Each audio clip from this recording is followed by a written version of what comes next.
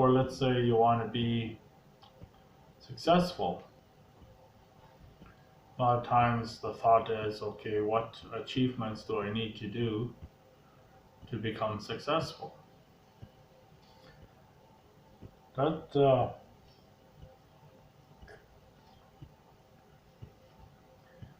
that's one way to think of it. Now you can use that as the first part to get, let's say that's the kind of like a foundation, or the very first step when you're going up to the next floor. That's the very basics. It goes beyond where you, once you have come up with those answers for that, then the real questions comes is, who do I want to help, and in what areas, in what way, all those things. For when do you want to help that person? How many people do you want to help? In what do you want to help them with? How will it affect their lives, and how will it change or improve their lives? Is it in personal life? Is it in their businesses? Is it, and things like that. You start asking a lot more questions to yourself, not go to someone and say, hey, you seem pretty cool. What can I help you with? Sadly, the reaction is, I don't need your help. Usually that's the reaction.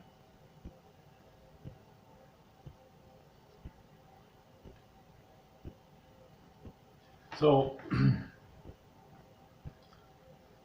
then you gotta find ways of what is the person's doing. Is it something I do want to help with? Is it something that suits the answers of things I had asked myself earlier? Is that the lifestyle I want? Is it something I want to be doing that it will be helping? Uh, is it a culture I want to join and be part of? Do I want to do it? Uh, do I want to do the work and then that business benefits from it? You gotta find in all areas clarity of what that will help you a long way. Also, think of what challenges will you face? What will you have to overcome? Is it something difficult, and am I willing to stick with it even if it is difficult and get past all that? And even if it doesn't benefit me and only benefits that person or that business, am I happy with that? You gotta find all those questions, ask all those things, and when you help other people, businesses, economy, everything, whichever area you decide to help, make a difference, and help them with tasks they're trying to achieve, or help them grow further in their business, whatever it may be. Even, let me say, when you think that you're not gonna get anything in return, well, think of it this way: it doesn't matter. You're doing what you wanted to do anyway. And now I will tell you how I see it. Life is a circle. So if you do something here, it has the domino effect and comes right back to you. Maybe you help one person and then that person, and it keeps going, and eventually it comes to you.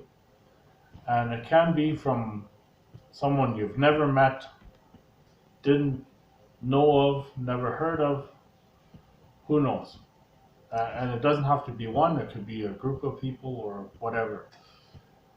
It can also be because you're doing the things you're doing in your circle here, not your circle, but the things, because of the things what you're doing, the people you're helping, and the reasons you're helping them, and how they're able to achieve and benefit from the things you're doing. It comes around, but it can also be, it doesn't have to be your own actions directly doing that will help you. It can, because of your actions, what you're doing, and because of the reasons why, all that, others can see what you're doing. And they care about and want the same thing as you are already doing. And then they come and help you to achieve what you're working on. And you'll benefit. Eventually you'll benefit. So it doesn't matter. It can be a week, it can be a year, it can be 10 years. Usually in 10 years you'll notice a huge difference. Something will have happened in your favor, for abundance to you, as long as you have worked hard and helped others and stayed that way. Not make an attempt, oh shucks, it's not working, and then giving up and things like that. Then it doesn't come around to you. It has to, you have to be clear about who you are, what you want, and where you're going, why you're doing it, and what needs to be happening and achieved, things like that.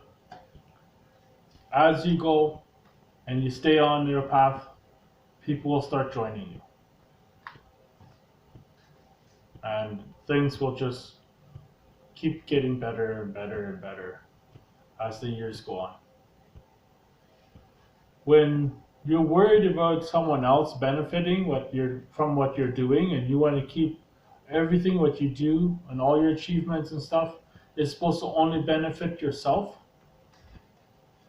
then to become successful is very limited and can take you 6 years and beyond. If you're doing it to help others, that it benefits others, and it does, even if it doesn't benefit you right now, doesn't matter, it will in the future. And as history has shown with many successful people, 10 years makes a huge difference. That's when they say, oh, if I would have known, then I could do more. I thought I would be here, and I'm already here. And with doing more, I would be able to be there. So the next 10 years, they do more, and they achieve a lot more in those next 10 years. And they get momentum going. And with creating a culture, with the reasons why you're doing it, and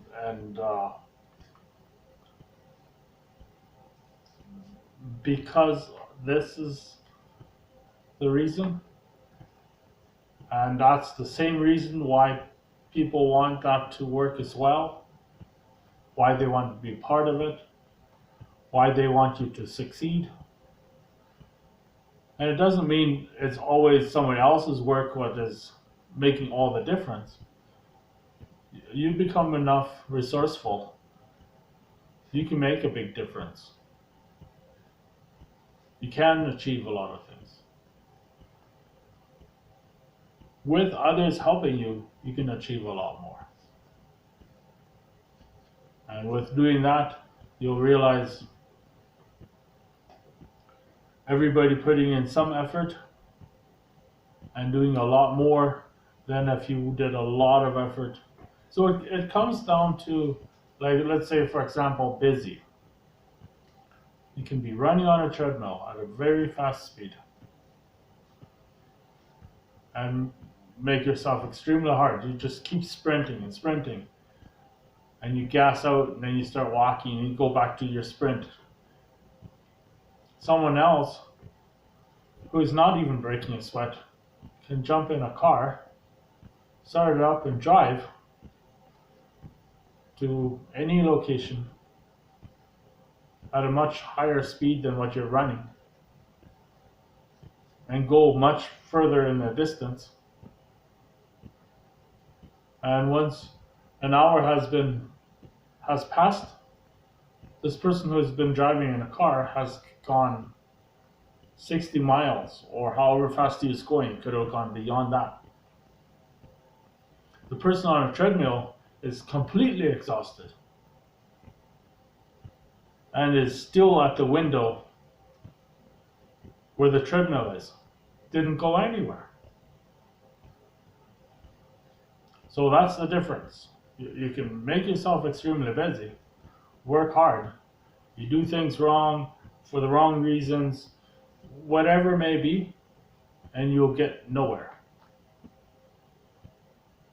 Be just exhausted, that's it. And with finding the right tool, using a car, different things like that, came with ease. That's where productive comes in. You thought you were productive by being very busy. Didn't go anywhere. I'm using a treadmill as an example. I know treadmills, treadmills are not designed to go places. It's designed for an exercise. I'm just using a treadmill as a machine, equipment, a tool, and a car, right? As a machine, equipment, tool, whatever. And it depends on which one you use. And if you want to go places, don't jump on a treadmill, because you're not going anywhere. If you want to go places, jump in the car. That can take you places. So you want to do things that gets you further. And let's use another tool, which, let's say, for example, your bed. Now, sleeping there is not getting you anywhere either. It's not even giving you health. Maybe rest, but once you're rested, you don't want to stay in there. You got to get out. But if you stay there, you're not achieving anything. On a treadmill, at least you get an exercise. That's pretty much it. In a car, well, then you're going places. So be clear on all those things. Also learn as quick as you can. And if you can't learn, let's say you just don't know, well, after a few days in bed, then you realize, okay, this is not working. So you might as well get out. And on a treadmill, once you're exhausted, let's say for an hour, maybe you're healthy and you can go for a few hours, whatever maybe. But eventually you'd realize too, that's not getting me anywhere either. And you just start trying things. That's not working. Doesn't mean that, oh, it doesn't work, I quit. No, the reason why you're doing it and what kind of future you want and stuff, that keeps you going. You just keep adjusting. Okay, this tool didn't work, that tool didn't work, this equipment didn't get me there either. And keep adjusting. As you realize what doesn't work, you'll find what works. And I did hear it somewhere. Failure is only when you quit. That's when you fail. So as long as you're always going for it, keep trying, making your adjustments, it's not a failure. You didn't fail. You got your rest in bed, and then some, realize that's not getting you nowhere. So that's not a failure. Then you go to the treadmill, working really hard, but that didn't get you anywhere either. So you're learning. Those two things didn't get you anywhere. And eventually, once you get to well, you could use a skateboard and a bicycle, and okay, this is kind of getting me somewhere, but that's going to take a very long time to get somewhere. So then you keep thinking, well, okay, what tool will work better? What will be faster? What's going to get me there when I need it to be? Things like that. And eventually you end up in a car. Okay, this seems to be the answer. And then you realize, oh, I can't cross the ocean, so I can't go really long distances with it. And jumping in a boat, well, this doesn't seem to be the answer. It's really slow. Even if you have a fast boat, let's say you're crossing the ocean, it's too bumpy, it takes long, you get sick on it, motion sickness or whatever, all those waves. So the next time you want to go a long distance again, now what about if you try a plane? And okay, it can't go the distance. So eventually you end up in a jet. Okay, now this takes me faster. 2 places at a longer distance. So you're always changing, always learning, and you're really learning when things do not work. You learn, the part you learn is that doesn't work. That's the part you learn when there's things that does not work. And then you also know I have to discover something else and learn something else so that I can find to get me what I need to get me places, whatever. Now, to do it just for yourself, it makes it very limited. To do it for others, because you can help yourself, and you're helping one person, yourself. You help others, you can help many people, many, as many as you want. And if it's in a business or different places, when you're helping groups or different things like that, you can reach out more quickly and help more people. And as you're doing all these things, people will join you. They want the same thing that you want. There's things you want changed or improved or whatever it may be in whatever areas. And these want the same thing. They find it to be a need. They can see that it's something to care about and it must be done. And you don't have to recruit. People will just join you. It will happen automatically. It's great to find people, oh, he would be great for, does he want to?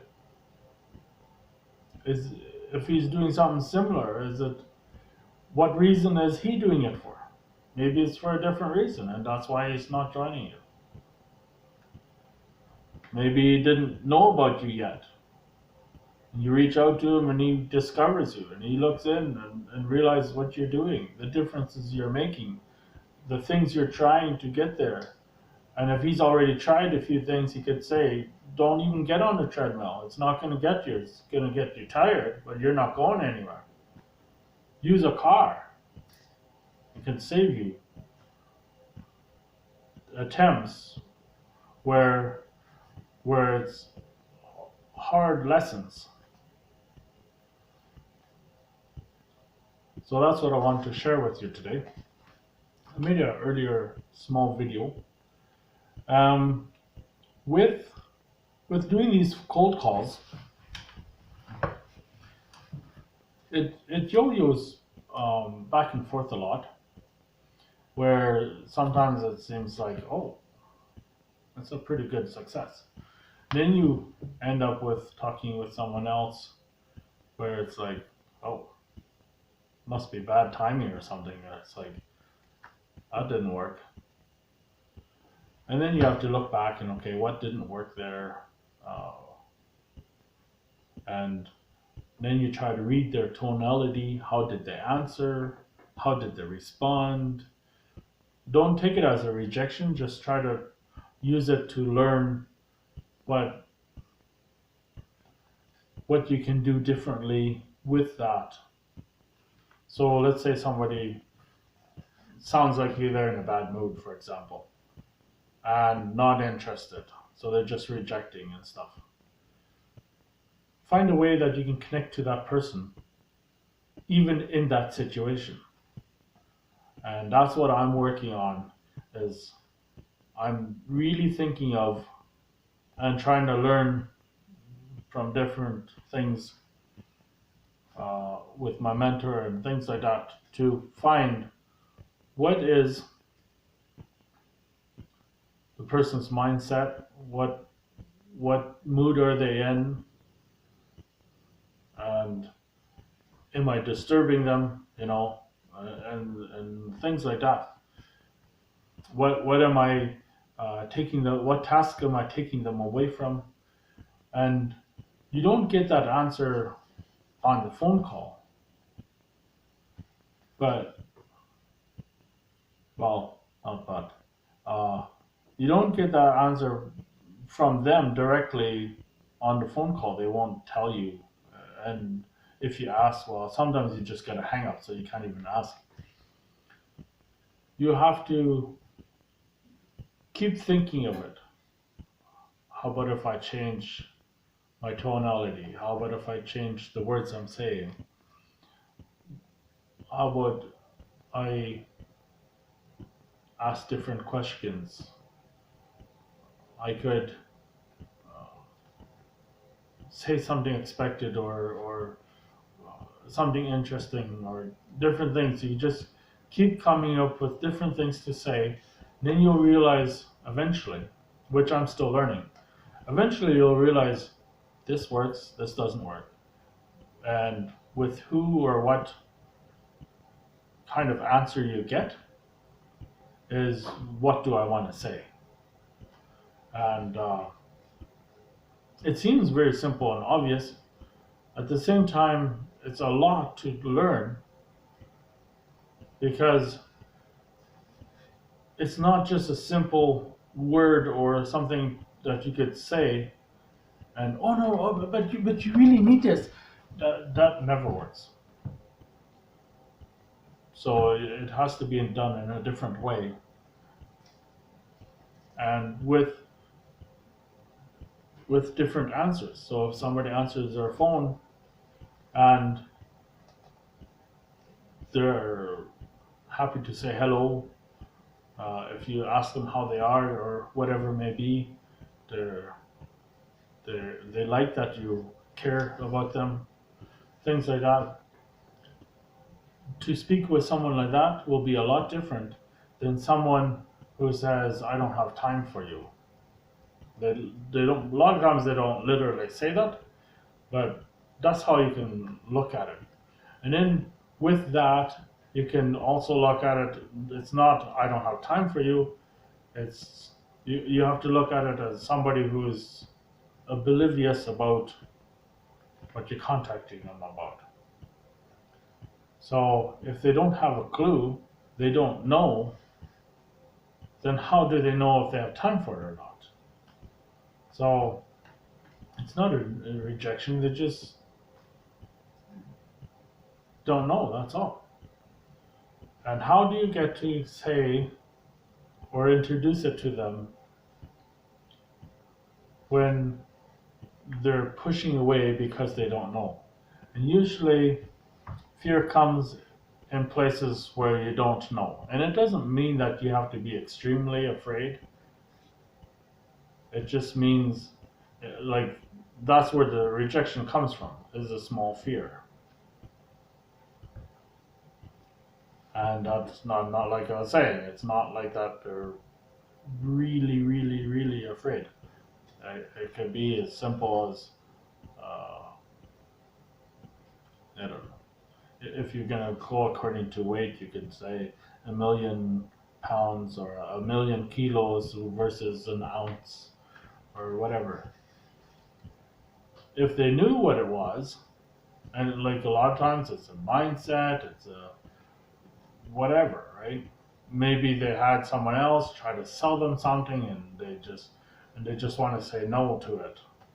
But those same people go buy food, they go buy cars, they still go shopping. So it's not really a no. And without having knowledge about it, they're just saying no. It's just a thing what they like to do is it can't be done. And, oh no, this no and no, right? So it's just for them it's something what they have learned to do is say no. They don't have a meaning to it. It's just a no. And for you to be able to give a small introduction so that later on they can have a small thought in it or see it again somewhere, something like that. And if it gets introduced often enough to them, they'll start getting some curiosity to find out what it is. And then they can decide if they want it or don't want it. And right? So rejection is not rejection. No is not no. It's usually would be like, I'm not ready at this time, so my answer is not yet. I,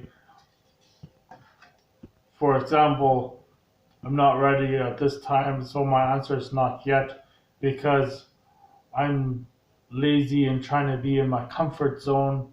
And so for that reason, I'm not going to change as everything else is changing. I will stay behind until I go through a hard time and realize I need to make a change.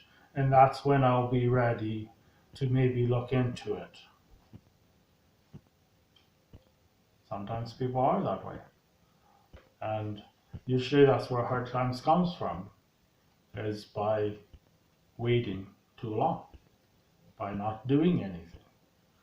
Usually hard times don't come from doing something wrong, it's from not doing anything. That's when hard times come. When you don't do anything, you don't make adjustments, you don't make a change, it's great if you're happy with your life and it's comfortable. Nice. That sounds more like a vacation than a life. But if you do that as a life, it'll catch up to you and then you'll find hard times. And this, at this time with coronavirus and such, it's kind of like not preparing. How do we know it was gonna come? How do we, like, you can have all kinds of excuses. Every excuse in the book. I don't know which book that would be. I don't have that book, so I don't know all those excuses. So you could be more prepared in health by being healthier in the first place, just living a healthier lifestyle to be a healthier person. That would strengthen your immune system a some. By financially being healthy, by making changes, that you're always staying up to date with your business, or if it's a job you have, that you're helping the business to stay up to date, whatever it may be, so that the business doesn't go out of business and that you end up losing your job. So a business is not just the owner. A lot of times, because the owner and manager and stuff, they're like leaders. So a lot of things come onto their shoulders. Those who are working for the business could play a small part in it, help by making those changes. And a few business owners might be too caught up or comfortable where their business is at, and that makes a risk for everybody to lose their job by the owner losing their business. By not making the change and going out of business, and then therefore nobody has a job. So that's where the culture and working together and all those things come in. And with doing all that in the right way and properly up till now, then you can get through this time. Without doing all that, and then you get to this time and you still don't want to make any changes, then it's going to be just like Blockbuster and Netflix. You go out of business just like that. You'll be clueless. What? First maybe you want to laugh about it. No, it's not going to be like that. A year later, or if that, it is. And it has happened so quickly. And now it's too late to make a change. It's already threw you out of business. So be clear of who you want to be, who you want to help, and for what reasons, and why needs to succeed. So, and that can be all your own reasons. Don't have excuses, because excuses is not going to get you through nothing. Excuses will only try to look for another excuse. And there will be no action. Excuses give you no strength. It has to be the reasons. And that's what's going to get you through it. That's also going to help you get to the next levels. And when you expand in business, let's say this, you did make some changes, and this time is actually helping your business grow because you're making the changes and others didn't. So therefore your business is growing. Times will still be tough. Every time you learn something new, every time you make a change, it's a new world. And you got to go through all that again. But it won't be the same, it will be different because it's changed. And then in electronics, you can see it very quickly. You buy something, 6 months later, it's out of date. Yeah, you can put some updates to it or whatever it may be. And in 3 years, the device doesn't even work anymore. And now you don't even have chargers for it anymore or whatever it may be, and things like that. And so technology shows the changes, and you make something new, let's say in technology, make something new, and at first it doesn't work perfectly. Yeah, it does stuff what other things don't do, and then there's some kinks in it. Oh, it freezes at times, or it does this or that, and then they have to keep improving it. Once they have it perfect, then it's nearly out of date, and something else has come along what has replaced it, what does more than what you have perfected here.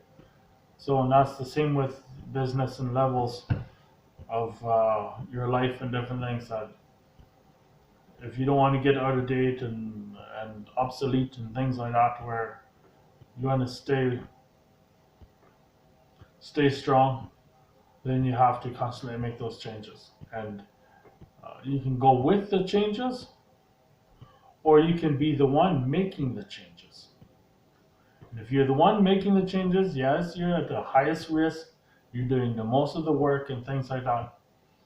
And then also with all the things, what's not working, you have to make it to work, that it does work, all those things. You're the ones who's the first one to do it, so it'll be, most of that will be on your shoulders. But you will be ahead of everybody. And that's how it just is. If you're willing to take all the risks, then you'll be ahead of everybody. Those who are not willing to take the risk and let you take the risk, it's just another Me Too company, or making the change with, well, a little bit be, let's say you make the change, a few months later the other one's starting to make the change as you're succeeding, and he's only making the changes on the successes you made. He will be a few steps behind. You won't have all the difficulties that you will have, but you will be up ahead. So decide where you want to be and go with that. If you don't like, I don't know which is more, but if you're too far into your comfort zone, or you're not willing to make any changes, then as time goes on, the further you fall, further distance you fall back, it just sinks you into hard times. The hard times you have to be up front, to be the first up ahead, the one who is making the changes, those are different hard times. And when you can do that with your momentum, achieving all these things and going through all these hard times, that will be different than the hard times of staying behind. So I say the hard times up front are easily worth it, and also the successes. Then the hard times stay behind.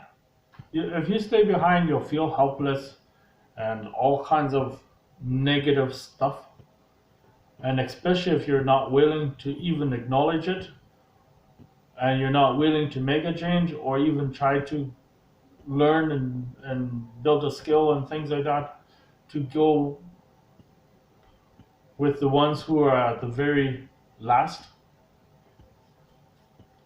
So let's say at the very first step, if you're not willing to go there and you're already a distance behind in a hole, that to climb out of there to get to the first step, there's no momentum there.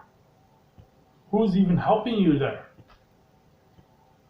If you're at the very top making all these changes, achieving a bunch of things and having the momentum, there'll be people there to help you. Staying behind, there might be many who stay behind. I don't know if they're helping each other or not. I don't know that. It might be, every man for himself. Who knows what those rules are? I don't know. But to be at the very first, very top, or even at the 3/4 way, even halfway, quarter, will be great. You can ride on somebody else's momentum. If you're not the first one, okay, maybe you're not going through the hard times, you will still find some difficult. And as long as you're able to reach out to those who are a level or a few levels higher than you, they can let you know what to do to get through the obstacles so that you can keep going, to continue going with the momentum.